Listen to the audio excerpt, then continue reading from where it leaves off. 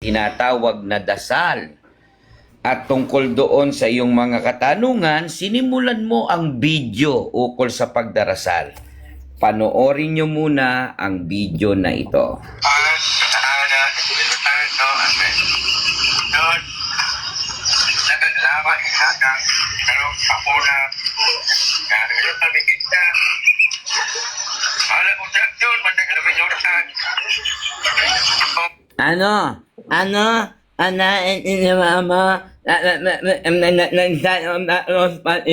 Nasa beep na ba yung dasal na yun? Yes or no?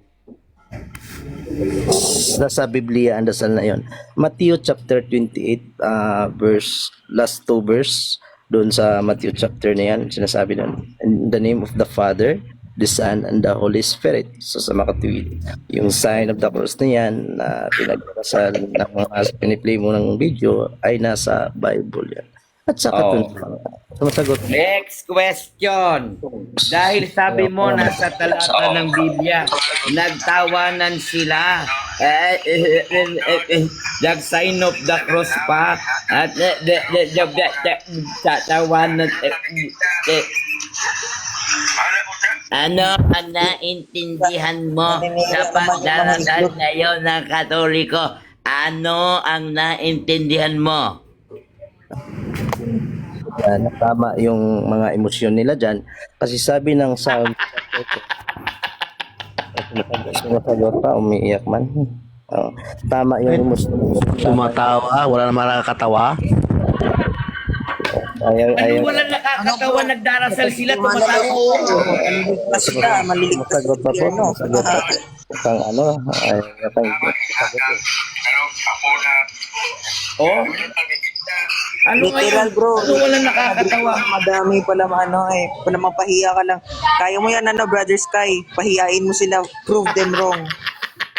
So, kapag sumasagot, hindi dapat. Kay Robby, niwasan po ang pagtawa kahit na Ay, sorry. nakakatawa yung... Mas madami nga scandals yung iglesia ni Paano ba to Cristo si Drake? Ano Lalo na kayo nangyayari sa kay Sige, Drake? sige. Sige, tuloy nyo lang yung ano. Dalawa lang kami. Dalawa lang kayo ni Sky.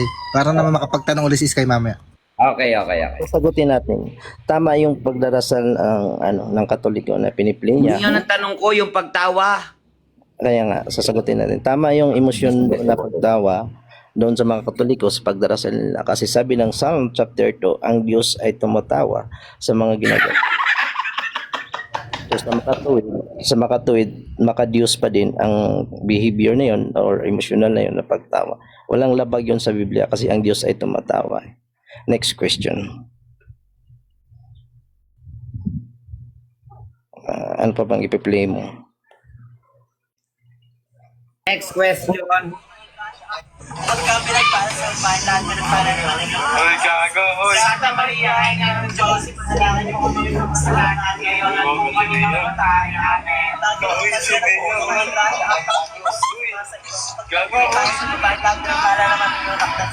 Santa Maria, ina ng Diyos, ipanalangin niyo kung kami makasalanan ngayon at kung kami mamatay. Amen. Nawalagi sa Ama, sa Anak, at sa Espiritu Santo.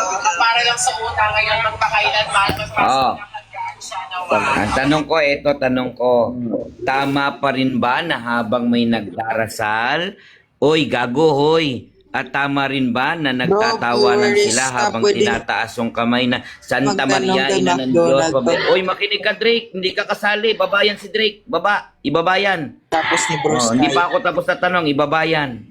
Dahil sa sinumulan mo ang video, tatapusin ko. Tama ba na may habang nagdarasal, may gago kang naririnig?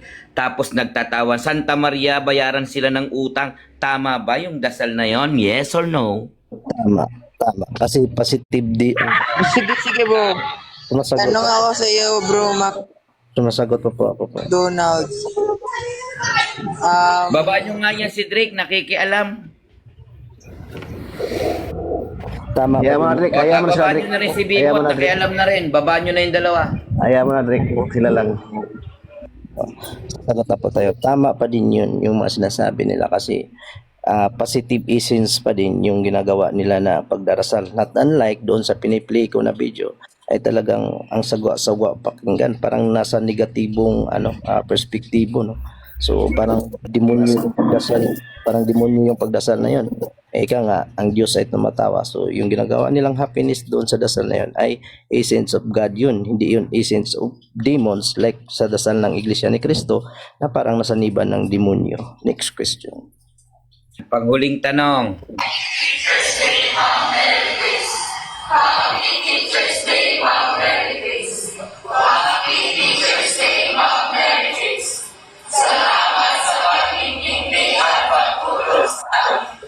Mag-iingat ka palagi at magandang kalusugan. Tugon. Mag-iingat Mag-ingat ka, Teacher Mary Grace.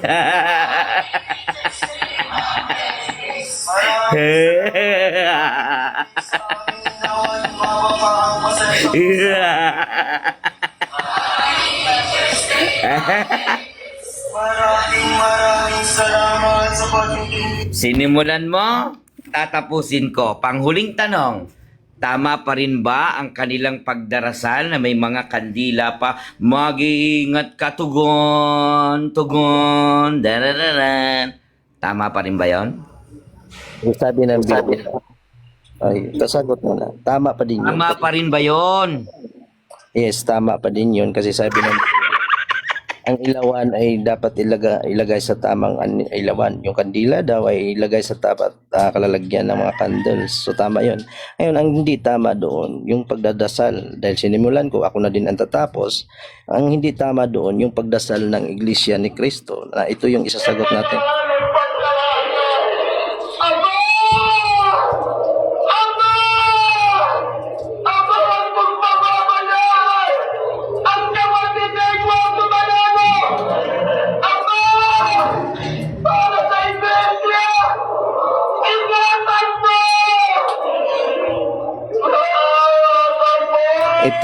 Ito yung hindi tama na pagdarasal. Walang sinasabi si Kristo. May conclusion po ako, 3 minuto. Sumasagot pa po ako.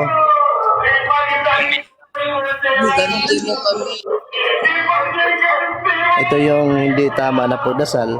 Hindi siya tama. May conclusion po ako. Hindi siya tama yung pagbigkas. Tapusin lang po yung sagot.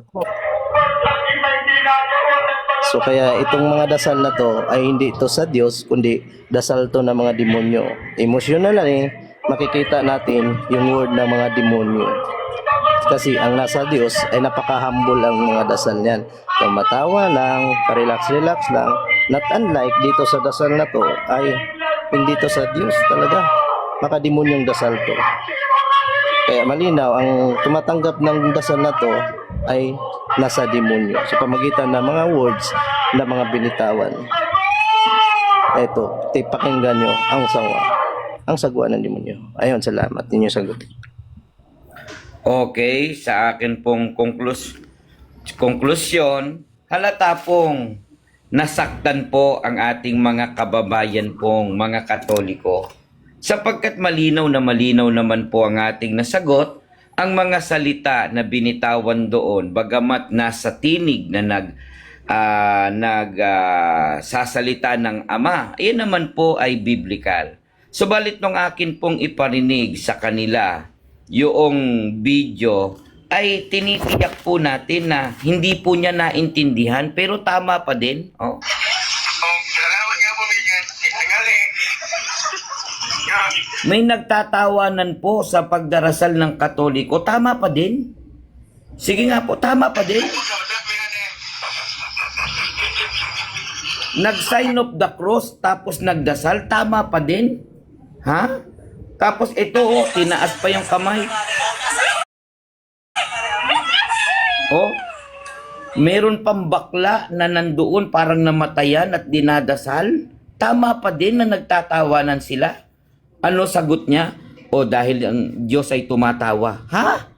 Ganyan ba? Sang-ayon ba dyan yung mga lay minister?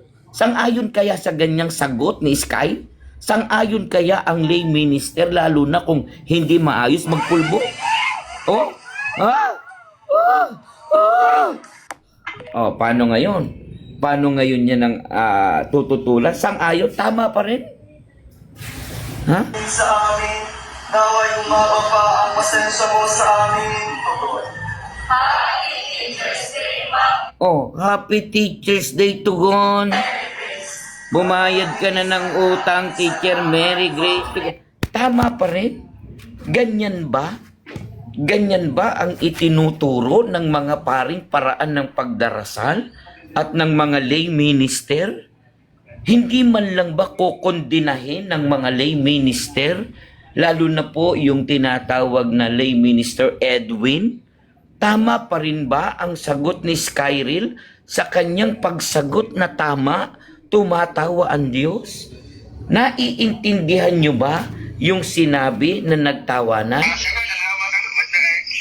Kung salamat na nila ka, nagaling ka itaw. Amen. Oh, habang mayroong nagdarasal, may kumakain, tama pa rin ba?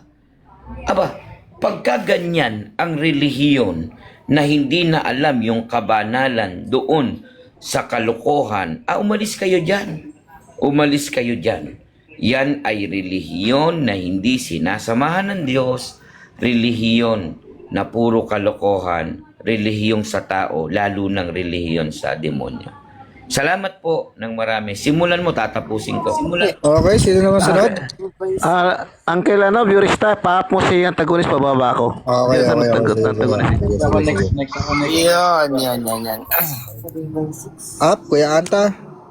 At ikaw naman ang magtanong, tigliliman tanong at 3 minutong konklusyon. Habang hindi naka-request, sinong sunod? Ako. Ayun, Isgad. Ika na mo. 5 tanong, Isgad. Kapag sinabi ba ng isang tao na siya'y nag-i-exist na nung 33 AD pero 1914 na nagsimula, nabuhay siya, sinungaling bang tao siya? Oo, sinungaling yun dahil hindi naman yun ang stand ng Iglesia ni Cristo. Ang nagsisinungaling yung nagtatanong nun. Kasi wala kaming stand na nabuhay ang kapatid na Felix Manalo 33 AD. Sa makatwid, yung paraan ng pagtatanong, yun ang masasabi nating sinungaling. Sapagkat kailanman hindi namin tinindigan na may nabuhay na Iglesia ni Cristo sa mga huling araw na ito, panahon ng 33 AD. Ang ganyang katanungan ay walang kaalaman sa Biblia at mangmang pa sa history ng Biblia. Ang grupo ni Christ is God na nagsimula diyan sa Quezon, sa Tayabas, ay hindi naman buong tunay na. Sumasagot Next question na. Hindi mamaya na, may sagot pa ako eh. Ayaw mo ba ng tamang Next sagot? question. Kung Next hindi pala question na. kayo, kung sabi mo sinungaling na tao yung nagsasabing siya nandoon na nung 33 AD pero 1914 lang, kayo ba yung original na Iglesia ni Cristo? Kayo ba yung totoo na nung 33 AD? Yes or no? Kami ang totoo sapagkat Iglesia ni Cristo na nakaugnay nung unang siglo at ikaw ang sinungaling, hindi kami. Yung mga bagay na Next hindi question, mo next sinabi, question. pilit mong sinasabi. 30 seconds At lang. kung may mga bagay na nagsasalita pa ako at pilit ka nagsasalita, ay natitiyak ko na hindi mo tinatanggap Pagawa yung mo aking yan. mga sagot. Natitiyak ko ang Next Christ question is na, God 30 seconds noon lang. ay iglesia at Viewers, wala pwede ba namang karugtong mag-request? ay 30 iglesyang seconds lang. pugo 10 minuto kung hindi sumagot. sa Tayabas, Quezon. Next question. Ay, sumasabay? Host, ano ba ito? Seconds Hindi ba lang. naging Huwag ka naman ayos? isang 10 Huwag tayo sasabay. Huwag tayo sasabay. Huwag tayo sasabay. Magsasabay? Hindi akin lang naman ay lagyan ng oras. 30 seconds lang naman. Huwag naman 3 minuto. Magsasabay? Magugulo yung Next platform. question. Magugulo. Pagka nagsumasagot pa ako, tahimik ka lang. Mapapangako mo ba yon? Bakit kanina singit ka ng singit? Di pa nabukang bibig ko. Ba't ka ng Sige. Anong, sagot na, Ang sagot. akin lang naman, 30 seconds lang, sapat na. Huwag naman yung 3 minuto. Hindi. Bakit kanina may nagpe-play pa? Nag-play pa nga eh. Haba ng sagot, play ng video. 1 minute na lang siguro. Huwag naman yung 3 minuto. Ibahin Simpleng mo tanong ako, lang. Brad. Next na. Next question na, Isgad, para matapos Next ka. Di question na na lang. matatapos niya. Okay, sa makatweet pala, kung merong original chart na itinatag noong 33 AD, tapos kiniklaim nyo na kayo yun, 1914, 1900s malanggat ay pinanganak si Manalo, ibig bang sabihin sinungaling si Felix Manalo na nagkiklaim na silang true charts? Yes or no? No, hindi sinungaling ang kapatid na Felix Manalo. Ang sinungaling yung maliit na utak mo sa pagtatanong. Hindi namin stand ang kapatid na Felix Manalo na buhay nung unang siglo. Para alam mo, ang Iglesia ni Cristo, ang sa mga huling araw na ito, nakaugnay nung unang siglo. Iglesia ni Cristo kami, Iglesia ni Cristo sila noon, iisang Kristo ang nagtayo, Iglesia ni Cristo. Samantalang ikaw na galing Tayabas, maging ang Katoliko ay sulpot. Dahil Katoliko wala naman sa Biblia, edi sumulpot lang. Maging kagaya mo, sulpot ka din, gaya ng Katoliko. Next Sino question. ba ang unang sumulpot? Katoliko o Iglesia ni Cristo ni Manalo? Iglesia ni Cristo. Dahil Iglesia ni Cristo noong unang siglo, dito kami nakaugnay, kaya ang tunay na sulpot, kagaya mo, Iglesia sa Tayabas, maging ang Iglesia Katolika na hindi mababasa sa Biblia. Kaya kiniklaim lang ng mga ng Iglesia ni Kung sumasabay, ibaba si Drake, ibaba si Drake.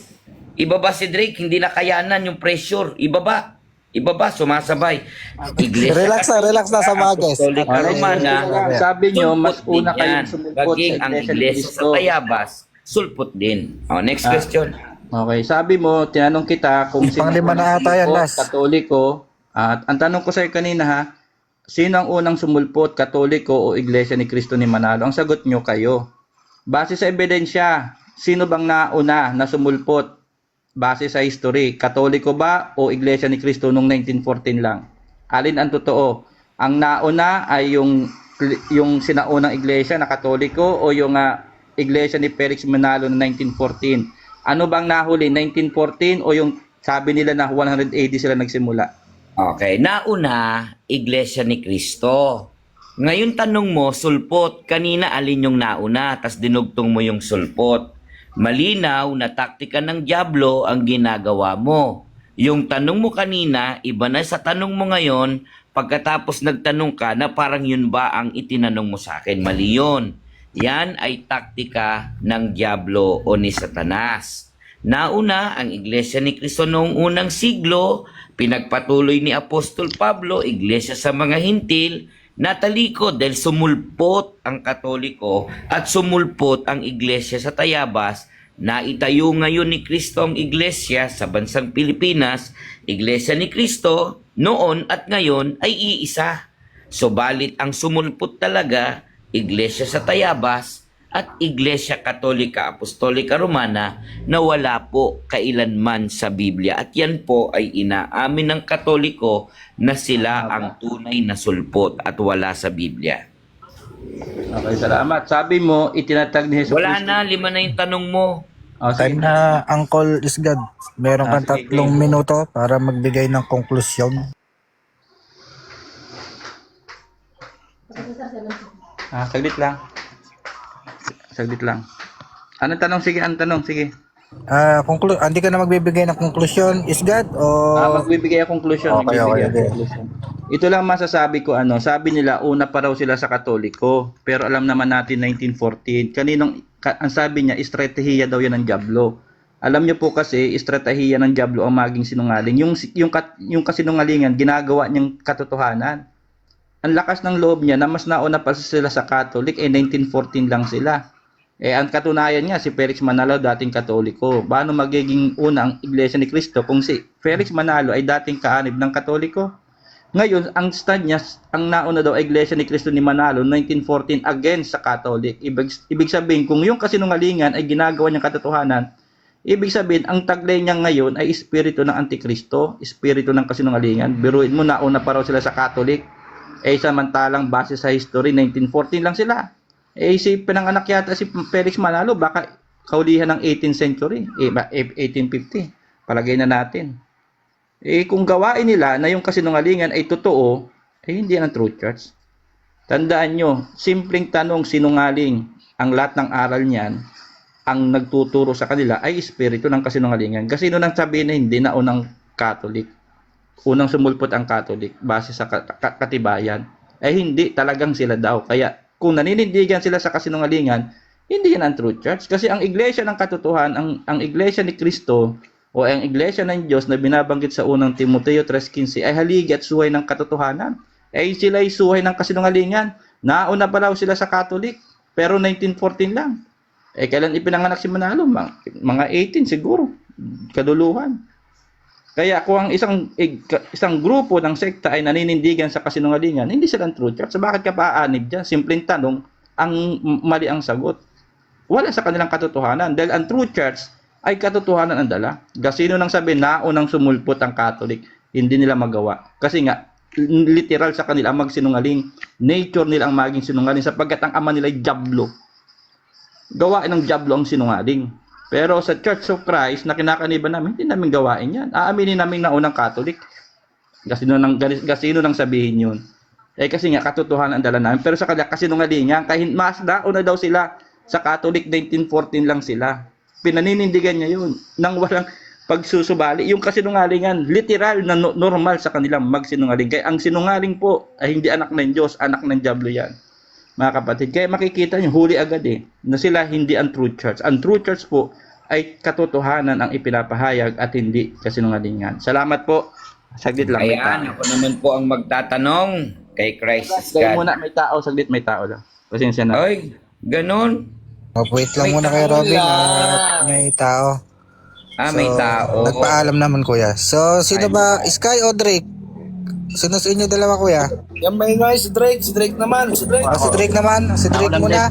Ako lang, Dre. Tapos ka lang dyan. Mamaya na si Sky, tapos na yan eh.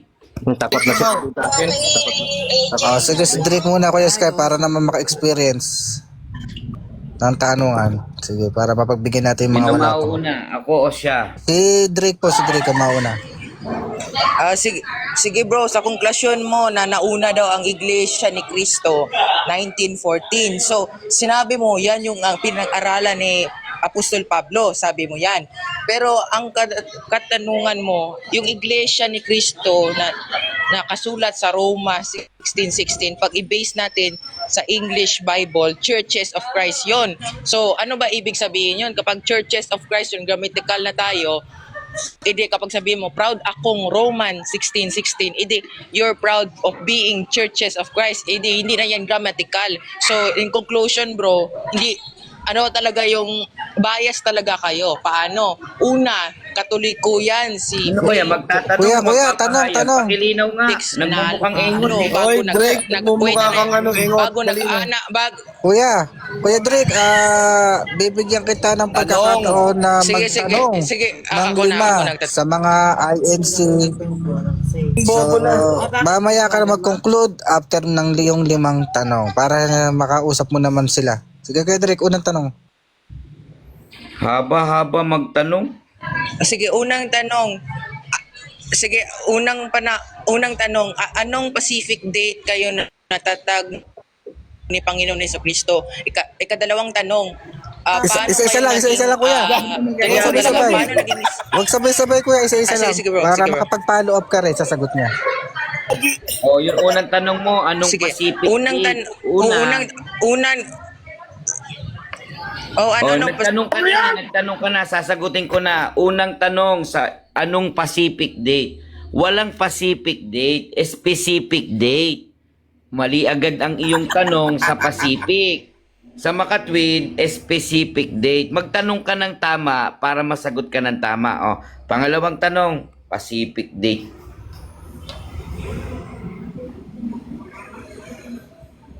Napahiya na kuya, napahiya na. Hindi na nagtanong. Pangalawang tanong, Kuya Drake. Ikatatlong tanong, Dalawa pa nakita lang, ba si baka sabihin, Felix Manalo bulog. ng anghel? Tanong pa lang, ito na siya. Wait muna bro. Ay, kadalawang tanong bro sa akin is, kapag sugo talaga si Felix Manalo, pumunta ba ang anghel na si Gabriel? Sabi niya, ikaw Felix Manalo ay sinugo ng ama or nahula lang sa Bible pero hula-hulaan lang niya? Okay, hindi hula-hulaan lang yon. At hindi ang istad namin yung kay Gabriel. Para maintindihan ng maraming mga Katoliko, Apokalipsis 7:2 hanggang 3, Isaias 46:11, 41:9 hanggang 10, na yan ay tumutugma sa mga pangyayari na ang gumampan ng gawaing ipinagagawa ng Diyos ay ang kapatid na Felix Manalo. Malayong silangan, bansang Pilipinas, mga pulo ng dagat, sikatan ng araw, Far East, nasa bansang Pilipinas. 1914, mga huling araw, mga wakas ng lupa, digmaang pandaigdig. July 27, naganap ang digmaang pandaigdig. July 27, 1914, narehistro ang unang lokal ng Iglesia ni Cristo sa bansang Pilipinas. Kaya, natutupad ang mga katunayan na pinagpauna ng Biblia sa katauhan ng kapatid na Felix Manalo. Next question. Third question, bro. Galing ba kayo sa Katoliko, bro? Galing ba lahat kayo sa Katoliko? Yes or no? Marami sa amin ay galing sa Katoliko. Ang Protestante din meron din. Kaya nga sabi po doon sa Biblia, mula po doon sa walang pagkaunawa, mula doon sa maling relihiyon ay dadagitin sila at sila po ay maibabalik sa tunay na relihiyon ay ang Iglesia ni Cristo. Kasi ang Katoliko ay produkto ng pagtalikod. Ang Biblia ay Iglesia ni Cristo, ginawa nilang Katoliko, si Cristo ang ulo, ginawa nilang Pedro. So, marami sa mga aral ng Katoliko ang inimbento nila, matagal nang tapos ang Biblia. Yan ay sumisimbolo ng pagtalikod, mga aral na inimbento, maaral na kasinungalingan at hindi lang wala sa Biblia, lumalabag pa sa mga doktrinang nakasulat sa Biblia. Pang-apat na tanong. Apat na tanong, bro.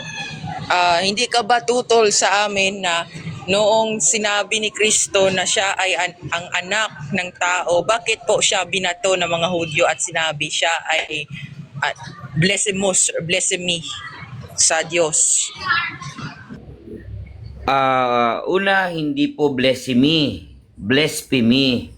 Para nang sa gayon, maitama ang iyong sagot. Walang blasphemy, ha? Baguhin mo, itatama mo, walang blasphemy. At wala ding Pacific, sa mga tanong mo. Kaya siya binaton ng mga Hudyo, ayaw siyang paniwalaan na siya ay anak ng Diyos.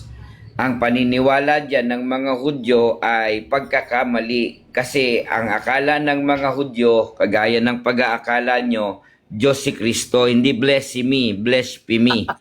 Ha? Blasphemy, tanong.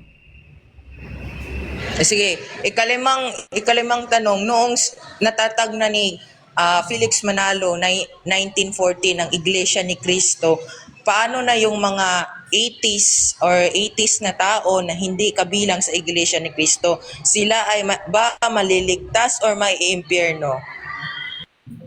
Wala pong itinatag na iglesia ang kapatid na Felix Manalo at ang atis ay isang uri ng prutas na masarap at maraming buto. Hindi po yan mga tao. Kung atis ang tinutukoy mo na may kulay itim ang buto, pero kung atheist na tinutukoy mo mga taong di kumikilala sa Diyos, hindi sila maliligtas dahil hahatol ang Diyos pag wala pang iglesia ni Cristo, batay sa laman ng puso at gawa nila. So, ang atis ay isang uri ng prutas, hindi tao, atis. Okay, time na. So, malaki. Meron ka sa aking, warning. Huwag kang maingay, kuya. Ibababa kita. Huwag kang sumisingit. Sorry na, enjoy ko lang. Relax lang. Bawal lang. Sorry. Huwag mo na side comment. Okay, Kuya Drake, 3 minuto para conclusion. Go, Drake, 3 minuto. Sige, conclusion ko. Based sa pagsasabi ni McDonald, mali na talaga sila. Una, kasi sabi niya sila talaga yung tatag at tumalikod daw at yan yung sakapan daw ng Iglesia Katolika. Pero wala siyang ebidensya na sumulpot lang ang Iglesia Katolika. Kasi yung tipong Iglesia ni Cristo nakalagay sa Roma 16:16 or sa English Bible, Churches of Christ, ibig sabihin assembly yon. Kapag sa Greek yan, ecclesia yan. Ecclesia or simbahan, tawag doon, assembly of Christ. Nagtipon-tipon para kay Panginoon Hesus Kristo. Pagkatapos din, ang pinangaralan ng mga apostol, hindi Iglesia ni Kristo, 1914. Kasi kapag sinabi nila, bumalik na yung tunay na Iglesia ni Kristo sa Pilipinas, hindi naging banal na yung Pilipinas. Kasi sa konklusyon ko na mali talaga yung aral nila. Una, si Felix Manalo ay anghel at sugo ng Diyos. Kahit hula lang daw, natupad daw sa kanya.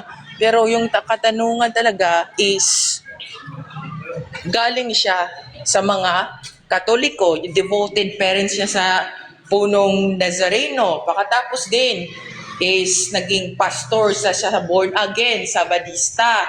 Tumalikod siya, nagtatag siya, nagsimbahan niya. Kinuha niya yung title na ministro sa Sabadista kasi sa Sabadista may tinatawag silang elders, ministers. Yan, kinuha niya, nilagyan niya ng tagapagmahalang pagkalatan. Kapag in English term, general manager yun. At sabi ko din sa kanila, kapag kayo ay hindi, kayo talaga yung tunay na iglesia, bakit kailangan pa ninyong pumunta sa simbahan ninyo para maligtas lang? Hindi, pumunta kay Hesus Kristo na ang ating salvation is to Christ. Kasi yung sa kanila kasi heresy talaga, tipong heresy, palang para sa kanila sinungaling na talaga yung mga apostol at yung mga ating Panginoon Hesus Kristo at yung mga scholars natin, Bible scholars, no? Kasi sila self-interpret sila, which is very, very bawal talaga sa 2 Peter verse 1, 20 to 21. Bawal kahit nga propeta, sugo yung propeta, hindi nila maka-self-interpret yung Bible. Yan yung conclusion ko, bro. Hindi talaga sila tama. Okay, so si Mac Jollibee naman ang magtatanong ng lima. Okay. Ang akin pong tanong, ano ang naiintindihan mo sa pagdarasal ng Katoliko batay sa bidyong ito?